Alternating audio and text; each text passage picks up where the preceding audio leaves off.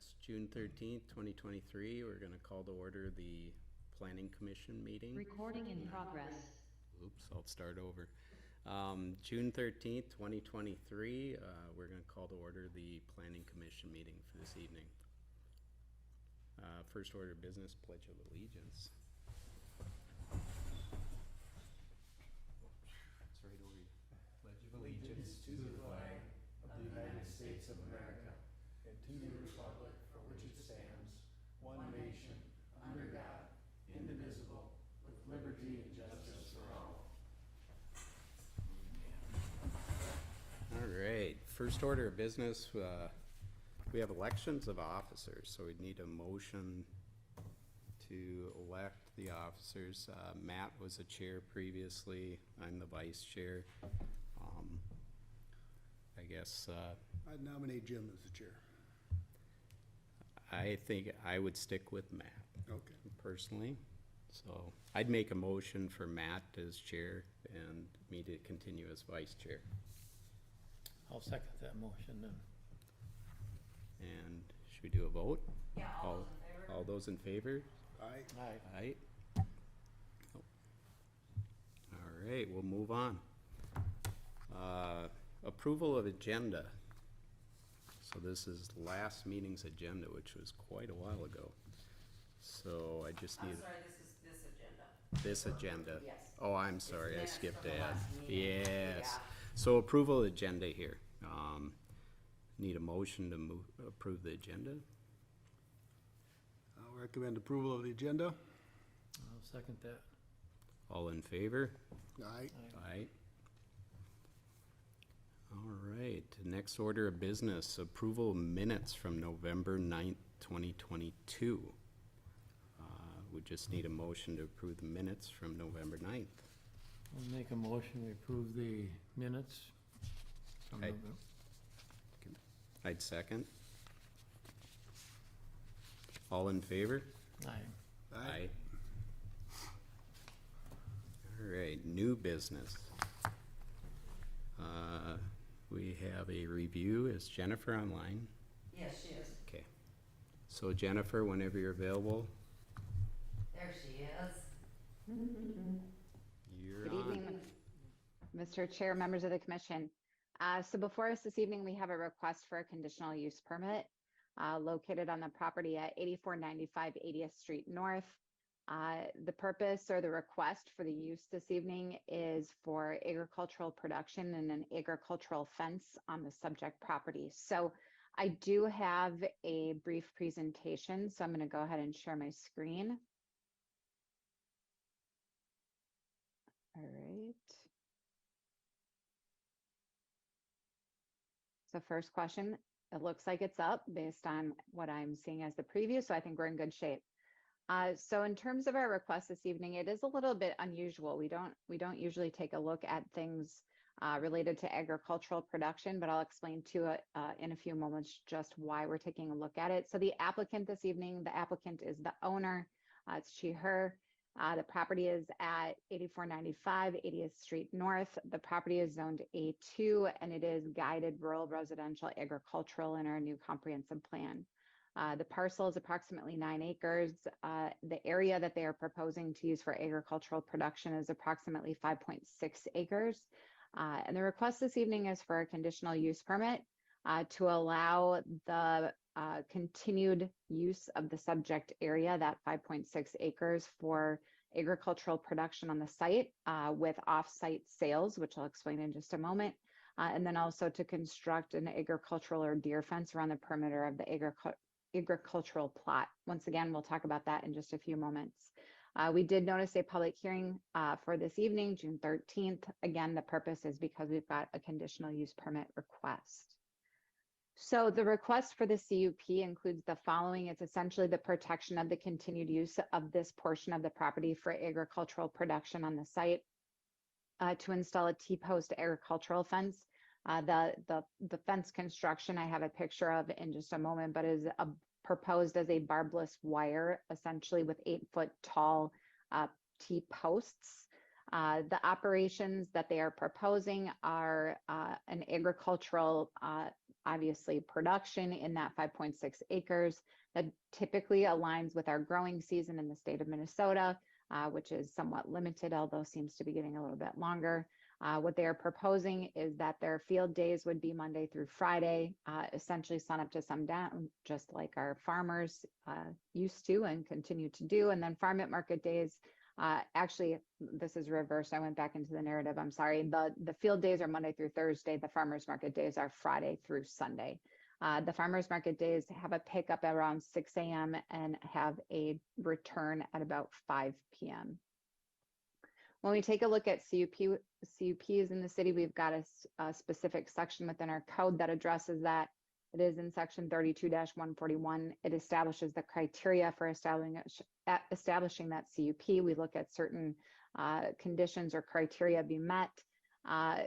There's also a couple other sections in the code this evening that are relevant. 32-345 establishes the city of Grant as a right to farm community. That is important in terms of what we're talking about tonight. And then also, given the right to farm nature of section 32-345, it does establish under certain circumstances where agricultural uses can request a CUP. While this use doesn't 100% align with that request, our code does allow us to take a look at things like we are this evening. If a CUP is granted, just like all other conditional use permits in the city, reasonable conditions can be addressed, including site operations, and then also things that are not under the strict interpretation of the code can be addressed. So from that standpoint, for example, we've got a request this evening for agricultural production on a certain portion of the land. They would like to be able to take that product off site to farmers markets. Our code doesn't address that 100%. Because obviously the way that agricultural production has evolved over the years, our code didn't really talk about how that operation might look. So from that standpoint, the CUP is a tool that can address that. In terms of the existing site conditions, the property is an existing rural residential property. There is a principal house or a structure that's on the property. And there is also a barn that exists that would be used as part of the agricultural operations. The south half is an open field, essentially, which is where the agricultural production would be located. There don't appear to be any wetlands per the National Wetland Inventory on the property. The adjacent properties are primarily used for rural residential uses. We do have an aerial, which I think helps show it very clearly in terms of what we're describing. So the property that has an X on it is the property that is the subject of the conditional use permit this evening. You'll see on both the east and the west side of the property are rural residential uses. There may be some small agricultural uses going on, but they are predominantly used for rural residential. The area with the X is that portion of the property that they're proposing to use for the agricultural production. And just south of the boundary is the school district, and you'll see along the southern perimeter of the site on the school site, there are a double row of trees that were actually required as part of the CUP process for the school when that went in. When I believe it was part of the athletic fields conditional use permit. So that southern side does have some screening that's already been established as part of that conditional use permit. In terms of the proposed operations, this is the site plan. You can see here that they've got the principal unit identified, the barn. You'll see that the fenced area that they're proposing around the agricultural or the crop field is just south of that barn area and encompasses about 5.6 acres. The purpose of the fence is purely to keep the deer from eating the crop, essentially. So what we're looking at here is truly an agricultural fence, which is a little bit different than what we typically consider. And also our code isn't 100% clear in terms of how we look at that. In terms of its construction, it's a T-post with a spikeless wire that goes through from a construction perspective through those posts. So from that perspective, we've got a little bit of language. If we use the strict interpretation of it, we've got an 8-foot maximum. We'll talk about that in just a moment. And then it comes down to where is that construction of that fence located. But generally speaking, this is the layout and this is what they're proposing. So I mentioned that we've got the right to farm clause or language in our code. It does establish that you need the right to farm sort of protections, if you will, come into play when we're looking at 5 acres of contiguous area or greater. It doesn't actually specifically say whether it's a lot size or not, but in this case, we do have about 5.6 acres that are proposed for agricultural use. It does have the same minimum lot size standards that are required for any rural residential properties. So the 300 feet of frontage, it does have the front yard setback. The side yard setbacks of 20 feet are something that to take note of because we need to talk about that this evening. In terms of the fencing and those code requirements, if we use the strict definition of the fence, they may be on the property line if they are 6 feet or less. They cannot be within any right of way. They can be up to 8 feet in height if they are outside of all yard setbacks, or on the rear, there's a caveat that you can actually put it within 10 feet of the rear yard. So again, those standards come into play when we get a little bit further into the discussion. So in terms of the dimensional standards, the minimum lot size, all of that checks out. The proposed fenced agricultural area is approximately 5.6 acres. That falls under our right to farm section of our code. All other lot standards are met. So from a dimensional perspective, everything complies on the property. In terms of the fence standards, the city does have a section in the code. It's 32-315 for fencing.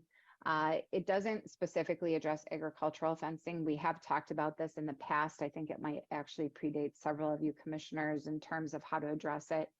The T-post construction is not exactly what probably the intent of the ordinance was. And we have talked about this type of fencing as part of other conditional use permits or other tools. So for example, we talked about fencing and agricultural plots as part of a previous major subdivision, for example. So it's not uncommon that as part of a conditional use permit, we would look at the way or the use that they're proposing as agricultural and how we might protect that. So from that standpoint, there's a little bit of latitude. But if we take the fence standards and apply them directly in terms of what we're looking at this evening, it does say that if you want a fence up to 8 feet, that it needs to be set back from the property lines. On our side yards would be 20 feet. On the rear yard, it would be 8 feet because there's a provision that allows, or 10 feet, excuse me, that allows you to encroach beyond the 50 feet. So if we take the strict interpretation, those would be the setbacks that would be required for that fenced area. One thing to take into consideration, and obviously I think we have a couple of members of the public that are in attendance this evening. The purpose of the fence is really to prohibit or keep the deer out. The fence is not a tool for screening. And so from that perspective, depending on what language or what testimony that we hear this evening, there might be something we consider there. But this fence type would be very open. It would not do anything to protect sight lines or visibility of the activities from adjacent properties. It's just something to keep in mind, especially as we hear testimony this evening. And it should be noted that even if this fence were to be set back 20 feet from the property lines, that, for example, they could have a field road that would then be on the outside of the fence. If that would be beneficial. So from an agricultural perspective, the agricultural activities can go up to the property line. We don't have setbacks with respect to where those agricultural crops can be planted, et cetera. And sort of the field roads, et cetera, can go within 5 feet of a property line. So as I mentioned, the southerly property line also abuts the school property, and it is buffered already by a vegetative screen that was required as part of their conditional use permit. So in terms of the fence detail, and hopefully you can see this, it is a little bit pixelated on my screen, so it might be a little bit difficult. You'll see that the fence post is identified as 10 feet, but that's because about 2 feet of it goes into the ground, or 1.5 feet goes into the ground. Since it's not set in concrete, they're pounded in, or at least that's my understanding of it. you can see that then the barbless wire, if you will, spreads or connects between those posts. And the intent, of course, is to keep deer out. So you can see then the lateral runs or the fencing part of it is a barbless non-spike wire that would be affixed and connected between those posts. In terms of the conditional use permit operations, as I said, this is a little bit unusual because we haven't had a request in front of us for a conditional use permit for the agricultural production side. However, I will say that I won't be surprised if we see a couple more of these come through in the coming years, because obviously the city in a lot of ways has transitioned to a predominantly rural residential sort of use pattern. And if we have some of these smaller agricultural plots that come in, I wouldn't be surprised if we might not see a couple more of these. The property is homesteaded. There are no employees that are proposed as part of the operation. It's all going to be managed and operated by family members. Obviously, there might be relatives that come to the site that are not living in the home, but the homesteaded property and those residing on the property are part of the operations. Monday through Thursday are expected to be field days, which would be a sun up, sundown type of situation, much like our previous commercial farmers that have since ceased operations for the most part. Friday through Sunday, again, are those farmers markets days. The intent is that they're actually going to have folks come in, pick up the product, bring it out to the farmers markets. That pickup happens at 6 a.m. and they return to the site and drop things off around 5 p.m. on those days. There are no on-site sales that are proposed, and all activity from a sales perspective would occur off-site at farmers markets that are in other locations. And there are no other retail operations proposed at this time, at least from the site. We've had situations, for example, where we might have a seasonal roadside stand. Nothing like that is being proposed at this time as part of the CUP application. Since we're looking at agricultural use, there's no city engineering review. There's no wetlands that are identified on the site. We don't have any improvements from a structural perspective, so we don't have any comments from them this evening. So in terms of the proposed conditions that are in your staff report this evening, there are about 11 identified conditions that I've proposed for discussion. You'll see that most of it is permitting the use because, again, we're a right to farm community, and so that seems consistent with what we've identified and what they're proposing to do.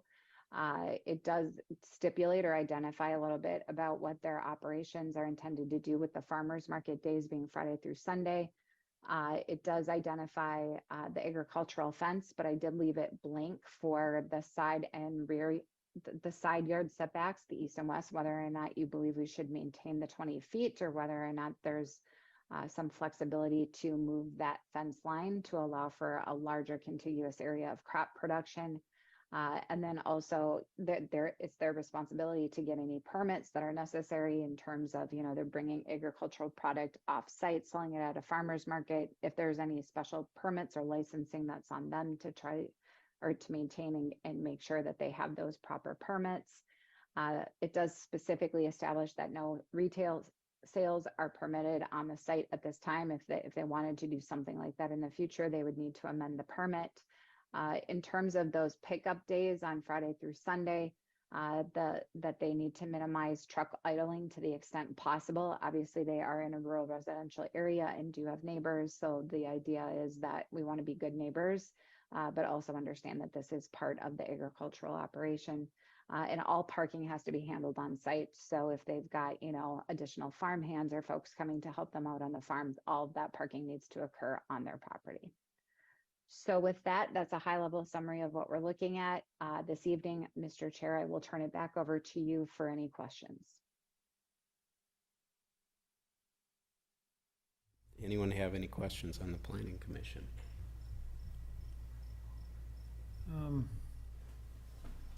Yeah, looking at fences, they got the T-posts in the middle going down. I would imagine there's going to be the corner posts obviously are quite big for support. There was one that went in similar to this not too long ago it was and they had posts all the way down. So I was just surprised to see these were all T-posts going in, you know. But I don't think it makes a lot of difference in the middle, except, I was just surprised to see that for the center posts. Although they are pulling from the end, you know, for support, but, I don't think it's really of any big concern for anything. I just, one of the things I noticed right away, and Okay. Any other questions for Jennifer? They're currently aren't using the site for farming like they propose, right? The current site's not being used for farming, as far as you know, Jennifer, at this point? I believe, Mr. Chair, members of the commission, that they have planted a crop this year. Previous owners, just having been here for a while, I don't believe we're actually using it for agricultural production. They were primarily using it for just rural residential uses. But I do think that they have planted a crop this year. Okay. And in your report, you said the 6-foot fence could go on the line. Is that a privacy fence, or wasn't that, is that where it wasn't clear? Mr. Chair, members of the commission, our fence ordinance specifically says 6 feet would be permitted on the property line. So it could be of any construction type, including a privacy fence. So the 8-foot, it says up to 8 feet if you meet the required setbacks, but I think the intent of the ordinance, and we've talked about this as a commission and a council several years ago, was really about those privacy fences and about those larger structures, and didn't really account for example, some of the horse, fencing and those types of things. It kind of is more of a residential criteria, for lack of a better way of saying it. So this sort of agricultural type of fence we've basically applied this ordinance to it loosely, but generally speaking, it doesn't really talk about this type of construction. It's really more about those privacy fences, et cetera. So it's a little bit muddled from that perspective. And then, if the 20-foot offset is used on the east and west, do they still have 5 acres of area? Mr. Chair, members of the commission, I looked at it, and yes, they would still meet it based on the aerial and based on taking a look at it. It appears that they would have about 5.1 or 5.2 acres of agricultural area. Okay. Well, with that, I would just like to maybe move to the public hearing. Just need a motion to open the public hearing. I'll make a motion, we open the public hearing. Need a second? Second? All right, all in favor? Aye. Aye.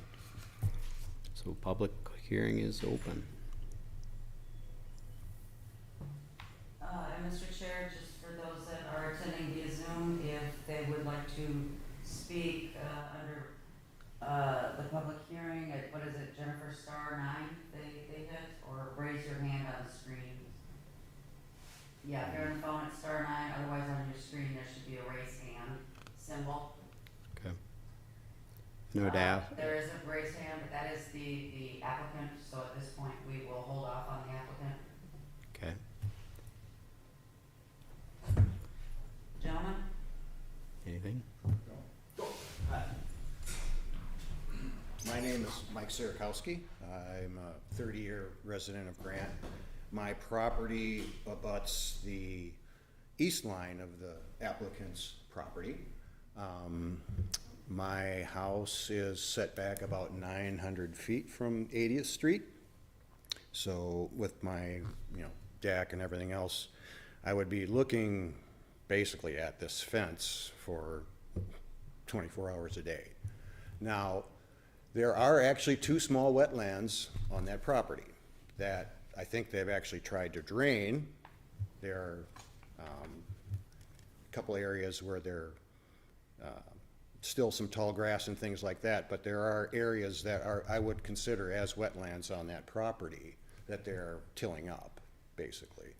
So how that would impact that, I'm not sure exactly. But with that, it's, I've been enjoying my vistas for a very long time now, and When I talked to the owners back this winter and they told us they were putting in a 10-foot fence, I said, no, whatever.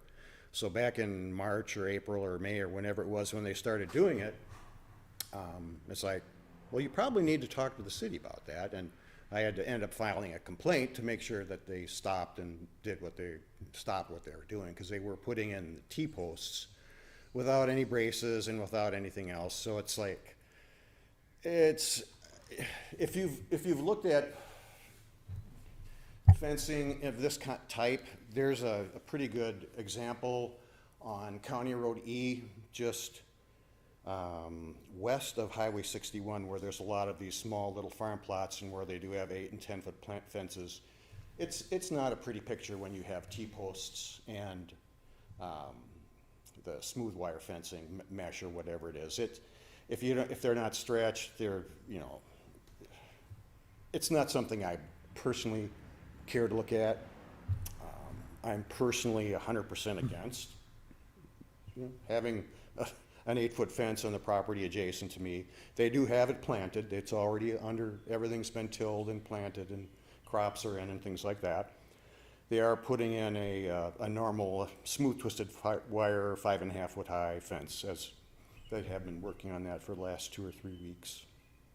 Obviously that wouldn't do anything for deer, but personally,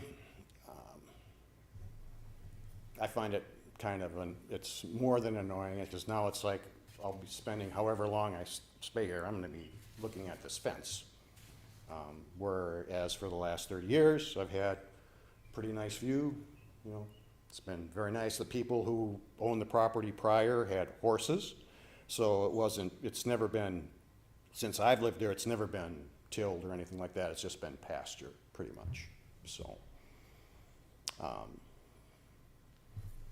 if I think of anything else, I'll come back, but that's all I have for the moment. Okay, thank you. Any others? Yeah. Hi, Mr. Chairman.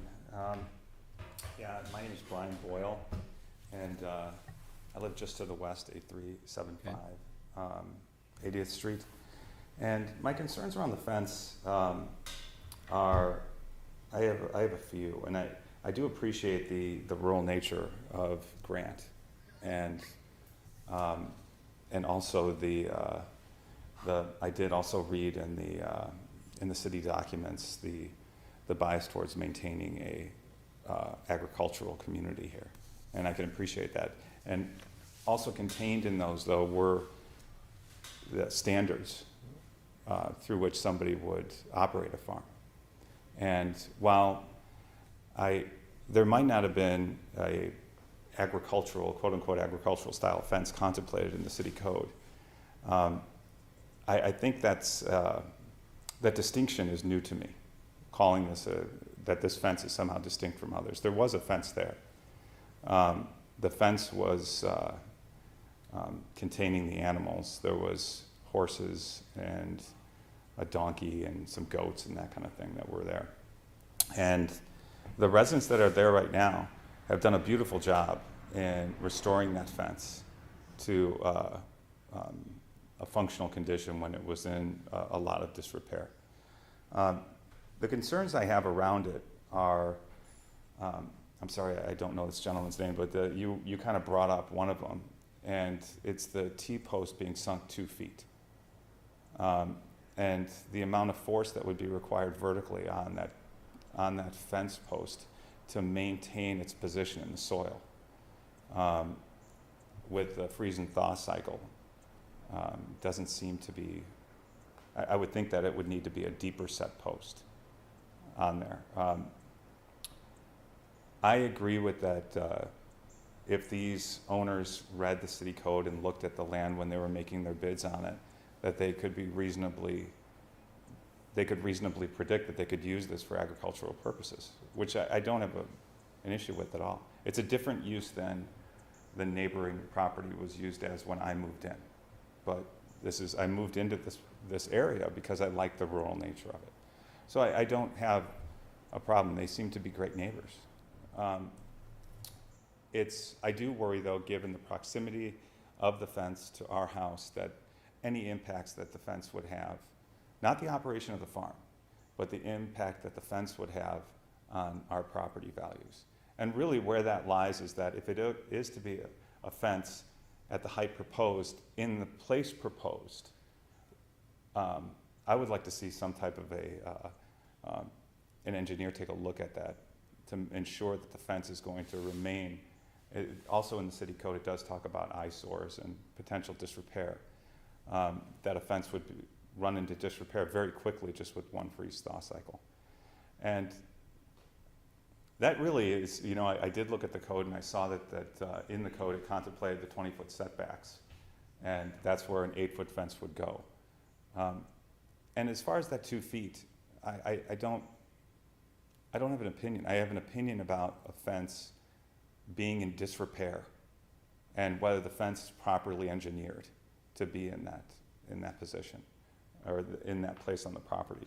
Other than that, the operation of the farm sounds reasonable. Whatever they've done so far has not been obtrusive. And that's all I really have to add right now. That's all I'd like to add. Okay. Thank you very much for Yep, the thank long you. comment. Do we have anyone online that, Mr. Chair, there is one person other than the applicant on via Zoom, and if you would like to speak during the public hearing, please star 9 or push the raise hand sign on your screen.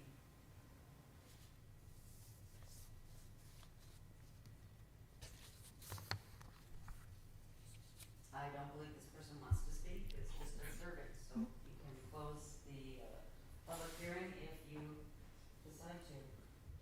do we need to bring in the owner to speak during public Not hearing? during the public Not during hearing, no. public, We can okay, speak thank after. you. Thank you for that. So I just need a motion to close the public hearing. I'll move to close the public hearing. And I'll second that. All in favor? Aye. Aye. Aye. All right, public hearing is closed. So, Mr. Chair, would you like to hear from the applicant? Yes, please. Thank you. Mr. Herr, if you could raise your hand on the video screen. I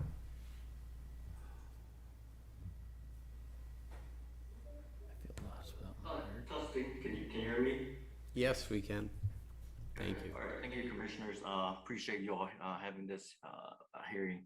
I do want to address the 20-foot setback. I think that it would, to Brian's point, my neighbor next door, I think that 20 fence would actually be detrimental to us. I think it would cut down on our planting acreage. And I think that, to be really frank, at that 20-foot setback, it would, because there is a current 4 feet fence, moving that 7-foot, 8-foot fence would, lack of better words, look horrible in terms of trying to make it aesthetically pleasing. What we're proposing is that the commissioners would recommend us to put that 8 feet right where the existing fence is at that point. And really to, we try to be good neighbors, consideration of the fence. We have thought about the neighbors. But they might not see that way, but we have thought about the neighbors, and this is probably the less invasive fencing that we came up with in terms of keeping their fence. We could have proposed something more intrusive, but we like to be good neighbors, and so I think this is the less intrusive ways.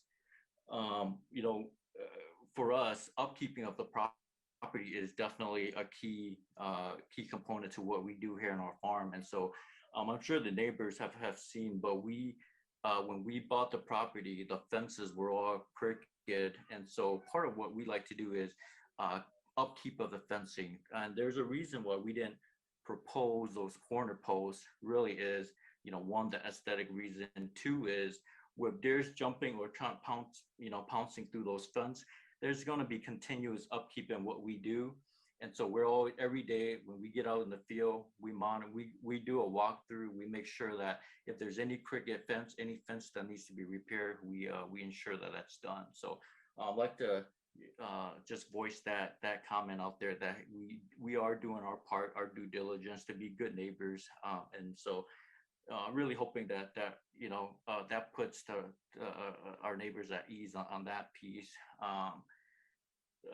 Yeah, that's kind of what I would like to let the commissioners and of course our neighbors here know and understand what we're trying to do. Mr. Hurd, when you submitted your application, the drawing you have has it at 290 feet wide. I think the property's 300. Were you submitting one or this for a 5-foot setback originally?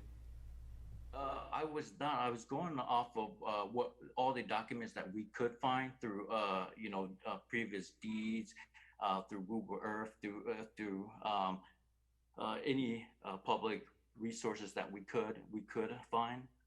We did consider it for potentially maybe, I think, between my neighbor's property line to where the fence is. It may be, you may be right. There's about a 2 feet or a feet difference buffer zone between their property line and where the current fence is right now. So we did keep them. We were mindful of making sure that we're not encroaching, bordering right where their property line is. There is a small buffer zone between the two. Okay, thank you. Any other questions for Mr. Hurd?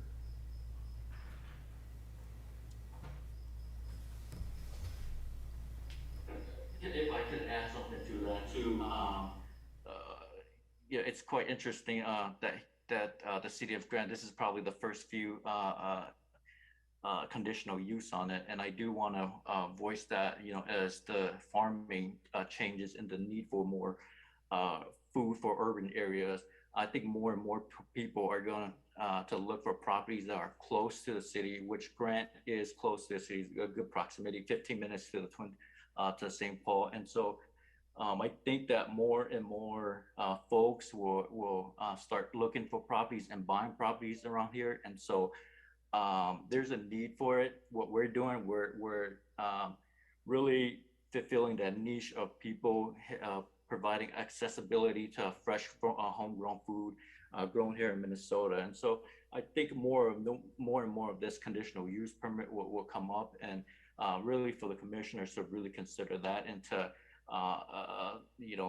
ensure that everybody is given kind of their fair share of hearings on these. Okay, thank you. All right, I think I did have a question, just follow up for Jennifer on the comment about wetlands on the property. Are there any wetlands identified on that property? Mr. Chair, members of the commission, the National Wetland Inventory did not identify them on the map. That does not mean that there aren't any wetlands, but I will say that we don't typically exclude those out of an agricultural crop field. Once again, this is a little bit different because typically we don't look at agricultural production as a conditional use permit, but the area itself exceeds the 5 acres. And if the whole thing was wetland, that might be a different story, but pocket wetlands in an agricultural field are pretty common. And so from that perspective, we don't really get involved, and it's their responsibility if there is a wetland that's protected in some way, that if they drain it, et cetera, then they're dealing with Bowser, they're dealing with the watershed district. That's not really our agricultural is just a little bit different animal than when we're looking at, for example, a building. So, but the National Wetland Inventory didn't identify anything, at least in my records. Okay, thank you. Was there anything with the 8-foot fence construction? There's no guidelines or engineering studies recommended at this in this process. Is that correct? Just to kind of reiterate. Yeah, Mr. Chair, members of the commission, so a couple of things about our fencing. We don't have design standards. Some cities will in terms of opacity requirements, et cetera. We don't really have those in our code.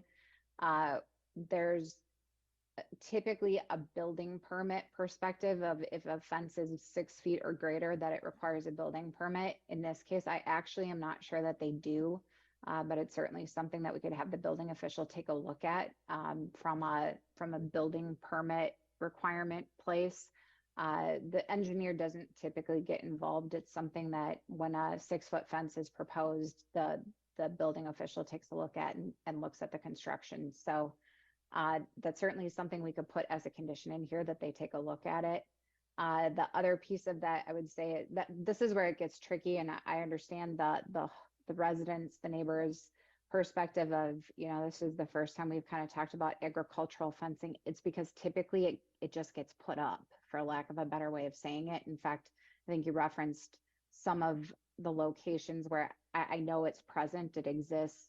It's, containing agricultural field or a crop, or it's, got an area of animals or whatever it is. It typically gets constructed, and it's not something that we take a look at in a lot of detail. So from that perspective, the code just really contemplates those types of fencing that are things like, the privacy panels, they require a building permit, those types of things. So just in terms of how our code is written, it's pretty light in terms of design standards and what's required.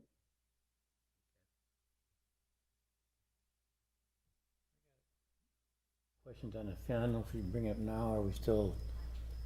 We're in our discussion period, so it's, I said it right away when I was looking at this, and with these T-posts, I guess I have a little bit of an issue with them. I've seen when you get that high with these type of posts, I mean, you're not going to have any, you're going to see the sagging of the, it's not going to be a nice looking, or I don't think it's going to be constructed that well. I've seen the orchard on Jeffrey and Jody, or Jeffrey and Jamaica, and they used posts all the way down, and they weren't very close together, and they're strung tight, and they've stayed tight for years, and they look very nice.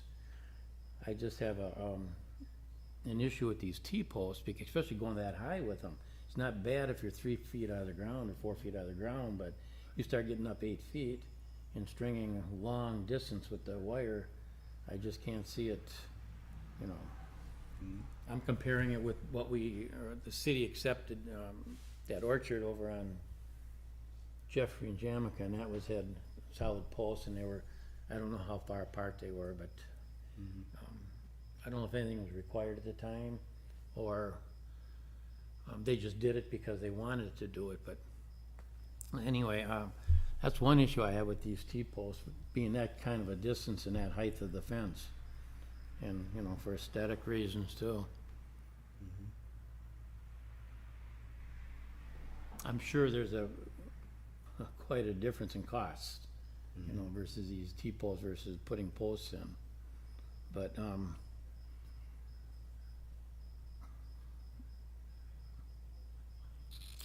any other thoughts on that topic? Well, that's what I'm hearing, and I'm trying to picture myself there, and, a nice tight fence, you kind of look right through, you think of the winery on 96. Yes, you do have the bigger posts every so often, but the wire's tight, and I think that's what we heard tonight, is don't want a bunch of sagging wires and the posts tipping, and I'm sure the applicant doesn't either, as far as keeping the animals out. But, and I know we have in Jennifer's comments, one of them is, maintained in good condition. Well, that's a little vague. I'm just trying to think how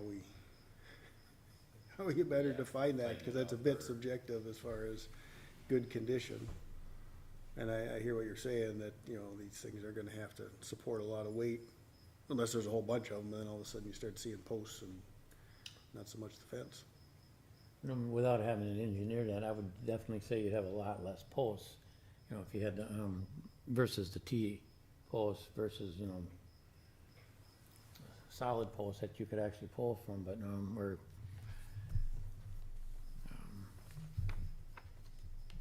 Mr. Chair. Yes.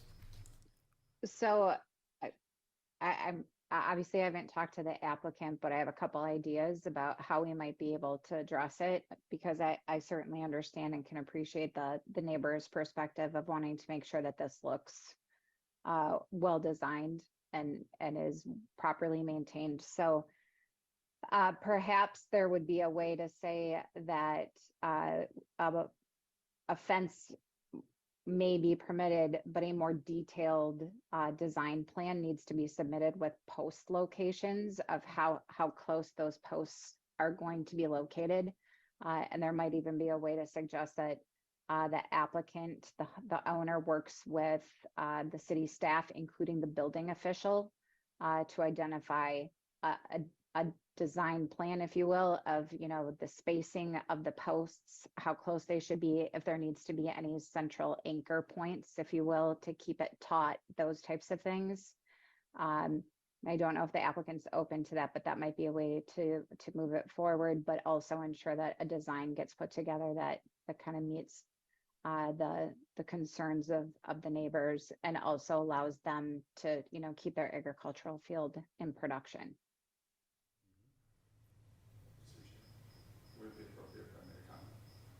I think the public hearing's closed at this point, unfortunately. Yeah.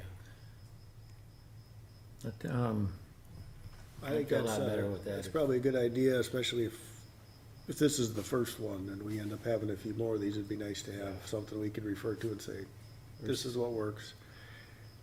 I didn't hear a lot of against the operation. I'd be willing, if it was a good fence, to be maybe on the line even, because that 20 feet could not get maintained, in my opinion. If it was a good maintained fence that we were comfortable with, I think that's a reasonable outcome. Mr. Chair and Commissioners, what Jennifer spoke of, those conditions could be recommendations. Conditions could be put in the draft CEP that Jennifer has put together for you. And it could also include the fact that more working with staff and that more detailed design plan be submitted for the council meeting when this goes before the council at the end of June. I think Kind of a that, timeline on that. I think that's a good plan to go forward with. So could we add that, Jennifer, in there? Yes, Mr. Chair. And then there's one other question I had, is just, I was reading through the actions requested, and we talk about it in the report about the line of sight on it, but I don't see anything in the actions kind of piece saying maintaining that line of sight, so there's not plastic put over it or anything to restrict view. Is that another provision we could add in there if there's agreement amongst the planning commission? And I don't know the exact wording, Jennifer, I'm looking for your expertise on this, but just maintain so that it can't change from the wire with the posts. It stays a visible fence, or one that you can see through. Mr. Chair, I think the word we're looking for is opacity. It must remain with near 100% open, meaning we don't have, you know, you can't weave a fabric between it, or a plastic, or things like that. The intent is that that line of sight remains open. Perfect, yeah. Any other discussion on this? I think the last open item I see as far as the CUP and potentially moving this on to city council would be the setback on the sides. Recommendation on that, I mean, 20 feet is the setback, the official setback. The request was closer to the line. Discussion on that. Thoughts on it? I'm kind of mixed on this one, so that's why I'm kind of looking for your guys' ideas.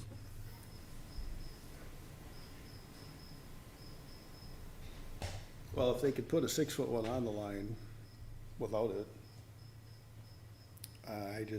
my concern would be how is it maintained that outside if it's not on the property line? And I'm just trying to think, okay, do I want that fence on my property line? If it's kept clear and it's kept tight and you're looking through it and you see the vegetables, I guess then I know where the line is and I know where the fence is and it's maintained.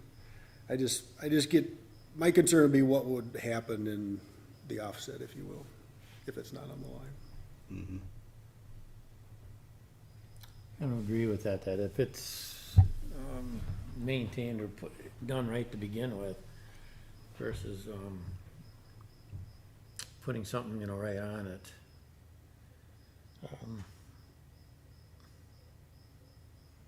Yeah, I don't, Mr. Chair, I just have a question for Jennifer. Jennifer, do they have more options than the property line, 5 feet that the applicant kind of proposed, and 20 feet? Could there be a 10-foot required setback from the property lines? Mr. Chair, members of the commission, yes. I mean, I would say that we would want to tie it to some reason, some reasonable reason, whether it's, it sounds to me like there's an existing fence line that's out there. And so to me, the recommendation might be that we need to maintain the existing fence line. And so it sounds like that is offset by, 3 to 5 feet, something like that, which is typical. Because obviously you need to be able to, as a property owner, maintain both sides of the fence. So to me, it sounds like at a minimum, we'd want to maintain, but it sounds like it would be maintaining at the existing existing fence line, excuse me, which I believe is probably set back probably about 5 feet.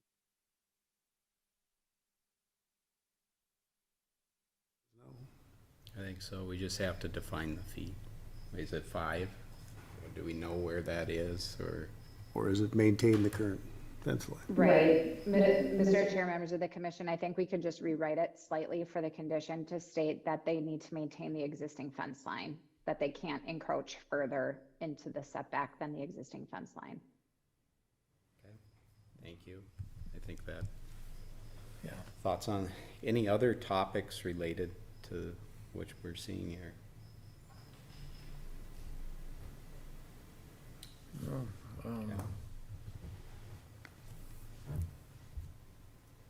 So we have a provision, maintain existing fence line, the wording around having an approved plan before it goes to city council, and then some sort of opacity type language that's appropriate to maintain line of sight. Beyond, Mr. Chair, I had 4. well, you have 4. What was the 4th? What did I miss? I have number 1, and Jennifer helped me here, fence permitted with a more detailed design.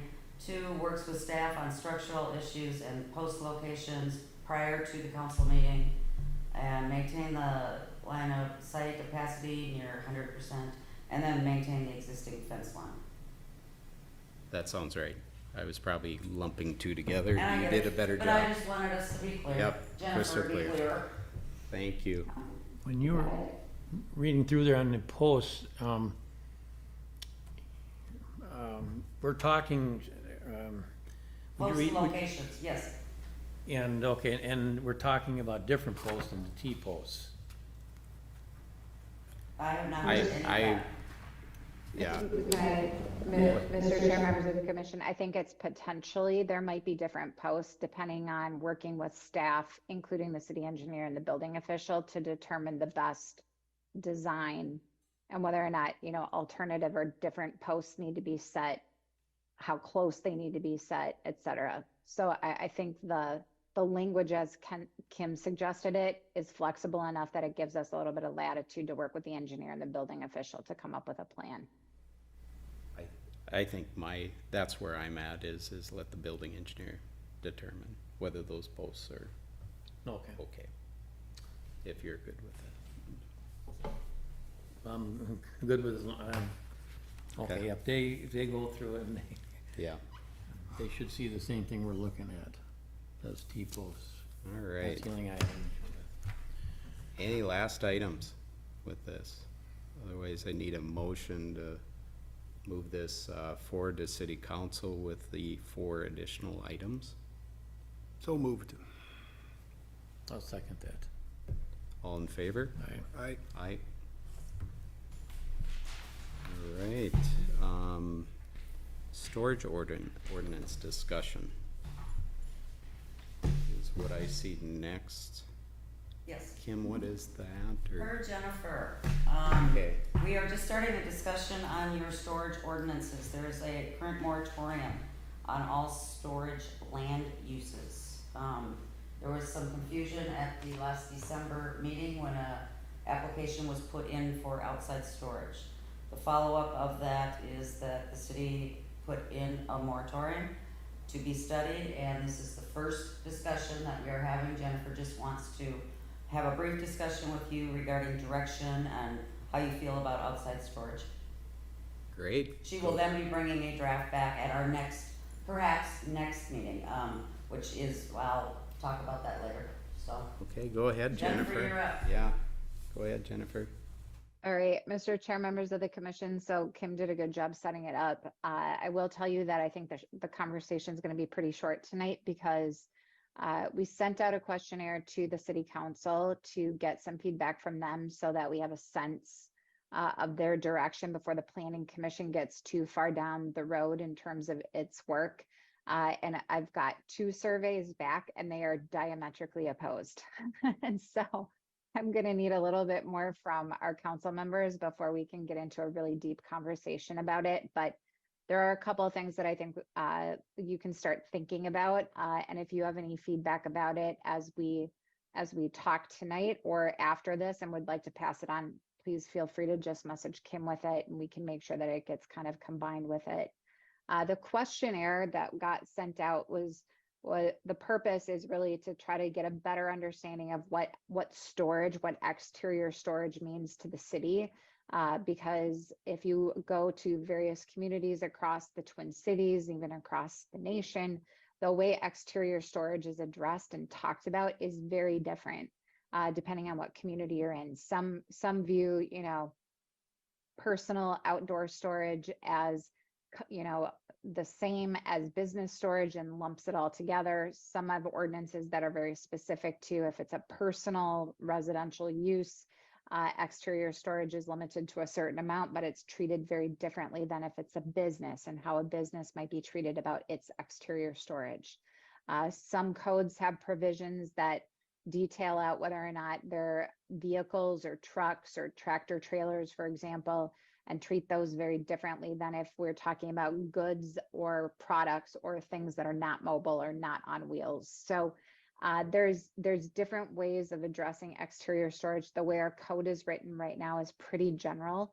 It does reference the fact that vehicles need to be licensed, they need to be operable. So it sort of ties that exterior storage also back to vehicles and those types of things.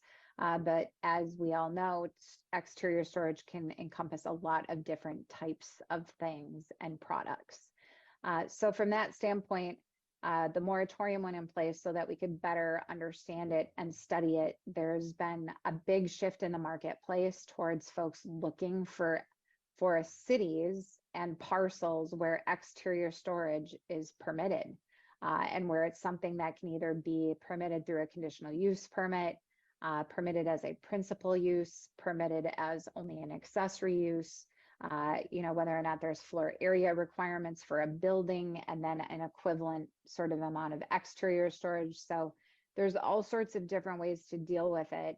But right now, the way our code deals with it is it just doesn't to a certain extent, and it's very, very loose. And so that was the purpose of setting the moratorium. So in terms of the questionnaire that went out to the council, it really looked at some of those questions of, do we treat personal storage differently than, storage that would be for a commercial purpose that would generate income? For example, somebody has a piece of property and they let friends, pay them a small fee to store their boats on a property, for example, over the winter, or they lease a certain area of it and they get a conditional use permit for a certain amount of outdoor storage on a residential property. Those types of things are in the questionnaire in terms of how do we look at them? Are they personal or are they business? Are they principal? Are they accessory? Do we approve them with conditional use permits or accessory permits? Those types of things. So the survey itself, like I said, hopefully we're going to get more comments back from the council members, which will help set our direction in terms of a draft.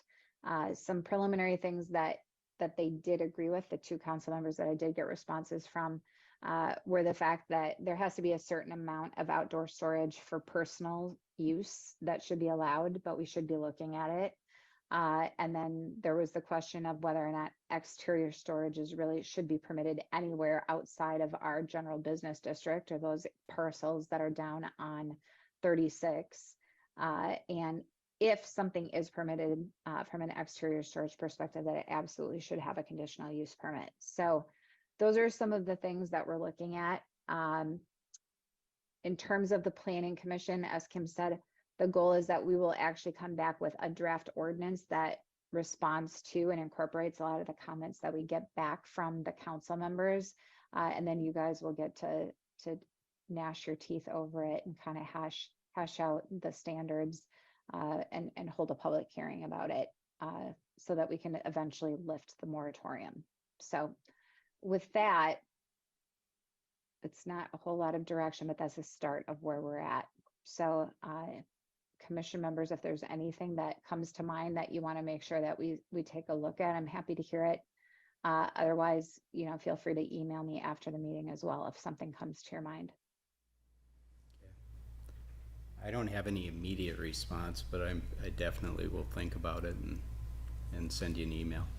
Mr. Chair and Commissioners, I'll just add to that. I spoke to a city official today, and I don't believe the survey was completed, but his thoughts on exterior storage, the city wouldn't allow it unless it was covered.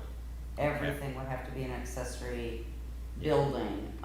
His thoughts were also personal outside storage would only be allowed for a certain amount of time.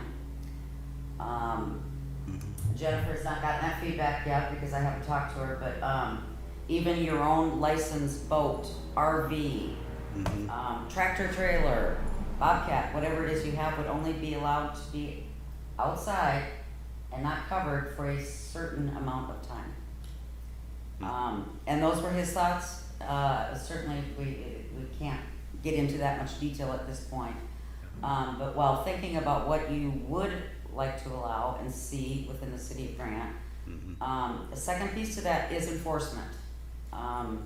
That's key. It's really tough to put in ordinances that perhaps restrict some things when you don't have people out on the street looking for those things. The city only works off a complaint basis. Yep. So if somebody were to have their RV or their boat outside for more than 3 days, we don't have people out there counting days. A complaint would have to come in. So when you're thinking about, again, like what you would like to see happen in Grant with outside storage, the second piece of that is kind of enforcement, and of course the permitting is very important as well. With CUPs, we do as a staff, we do annual CUP reviews. So those things are looked at on an annual basis per the conditions that are set up in that CUP. The other tool that Jennifer has just recently put in with the city is an interim use permit. So those permits don't run with the land like a CUP does, but it's for a certain time period. Okay. Lots of considerations, business versus personal. I think you hit on all the points that I was thinking, but I'm gonna take that away and. Well, it'll be great reading for you guys tonight. Look at the current storage ordinances. Perfect. We'll do that. Okay. Thank you, Jennifer. Do you need anything from us today, or can we respond? I do not, Mr. Chair. As I said, if there's anything though that comes to mind after the meeting, please feel free to just drop an email to Kim and she'll make sure I get it. Okay, thank you. All right, any old business? The only thing I have, Mr. Chair and Commissioners, is there will not be a July meeting. Okay. The deadline has come and passed for land use application. I believe there will be an August meeting. I believe a land use application is coming in next week and it will be complete. That date, I believe, is August 8th. Okay, thank you. With that, I would just need a motion to adjourn for tonight. Motion to adjourn. And I'll second that. All in favor? Aye. Aye. Aye. Thanks, everyone. The meeting is closed.